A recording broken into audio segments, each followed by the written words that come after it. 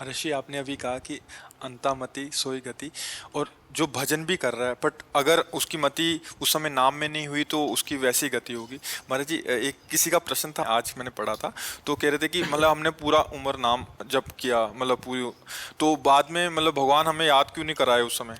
ये उनका नहीं नहीं, तो प्रश्न, आपका हाँ प्रश्न था। हाँ, हाँ, इनका ही तो प्रश्न। उसमें हमने आज आज ही चर्चा हुई थी। हाँ, सत्संग में वो प्रश्न का उत्तर था कि जिस समय मृत्यु का समय आता है तो सैकड़ों हजारों करोड़ों बिच्छी एक साथ मारे, ऐसा भयानक पीड़ा होती है जब प्राण निकलते हैं। कफ वात पित्त तीनों बिगड़ जाते हैं, जीवात्मा का आकर्षण होता है, हर नस नाड़ी फटती है। उस समय सब यंत्र जो करण है वो मूर्छित हो जाते हैं, बुद्धि मन चित्त अहम सब मूर्छित हो। उस समय भजन करे तो कौन करे, ये अंतिम सबकी स्थिति होती है। तो जो जीवन भर भगवान का नाम जप किया है, उस समय श्री भगवान उसकी स्मृति में स्फुरित हो जाते हैं। जैसे एक इसी उसी समय एक श्लोक हमने वृंदावन महिमामृत से गाया था आज ही, कि सापराधेश में अपराध करता हुआ भी वृंदावन वास कर रहा है, अखंड वृंदावन वासी है।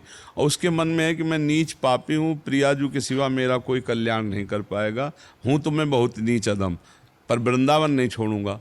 और जब वो वृंदावन में मरा तो उसके अंतिम समय चिंतन में यहाँ वृंदावन की स्वामिनी श्री किशोरी जी और वृंदावन की शासन व्यवस्था देखने वाली वृंदा सखी अपनी सखी को भेजती है, और वो उसके हृदय में राधा नाम स्फुरित, राधा, और उसका कल्याण हो जाता है। मरते समय जे रेणु पर मरिबो मंगल आए, यहाँ का सिद्धांत। और जो जीवन भर भजन करता है तो कहीं भी मरे, अंतिम समय भगवान उसका स्मरण बन जाते हैं।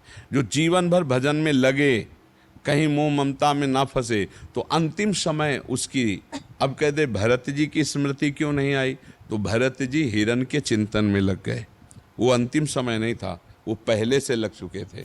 भजन करते हुए तुम्हारा अंतिम समय आया, अब तुम चिंतन करने लायक नहीं रहे, उस समय भगवान कृपा करके हृदय में स्फुरित होते हैं, उसका चिंतन बन जाते हैं। समझ पा रहे हो आप? कोई है इस पर संशय आपको? जी।